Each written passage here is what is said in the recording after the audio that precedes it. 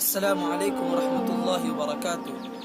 حضرت ابو ہریرہ رضی اللہ تعالی عنہ سے مروی ہے کہ رسول اللہ صلی اللہ علیہ وسلم نے فرمایا، الایمان بضع وسبعون شعبۃ فافضلها قول لا الہ الا اللہ وادناها اماطۃ العذى عن الطریق والحیاء شعبۃ من الایمان او کما قال علیہ الصلوۃ والسلام۔ اللہ کے رسول نے فرمایا کہ ایمان کے 70 سے کچھ زیادہ شعبے ہیں، اور ان شعبوں میں افضل شعبہ لا الہ الا اللہ کہنا ہے، اور ادنا شعبہ کہ راستے سے تکلیف دہ چیزوں کو ہٹانا ہے، اور حیا ایمان کا ایک اہم شعبہ ہے۔ عزیز دوستو، پیارے بھائیو، اس حدیث کے اندر ایمان کے شعبے اور شاخوں کی تعداد بتلائی گئی ہے۔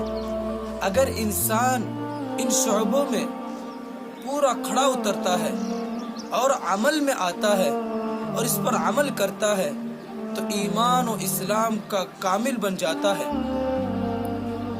اس کی تفصیل حدیث مبارکہ میں بہت بڑی تفصیل ہے۔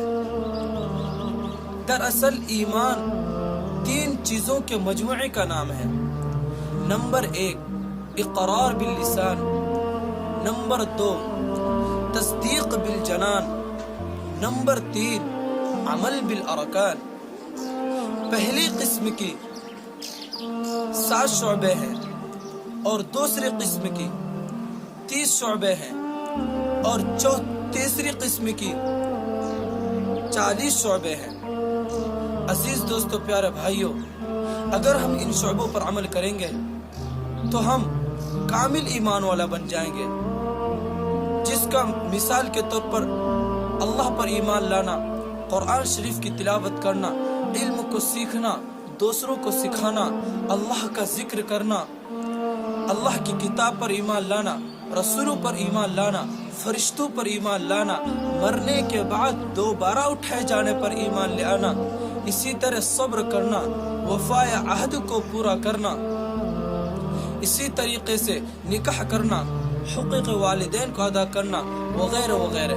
اللہ تبارک و تعالی ان باتوں پر اور اس کے علاوہ کی باتوں پر ہمیں بھی اور آپ حضرات کو بھی عمل کرنے کی توفیق عطا فرمائے۔ آمین۔ السلام علیکم ورحمۃ اللہ وبرکاتہ۔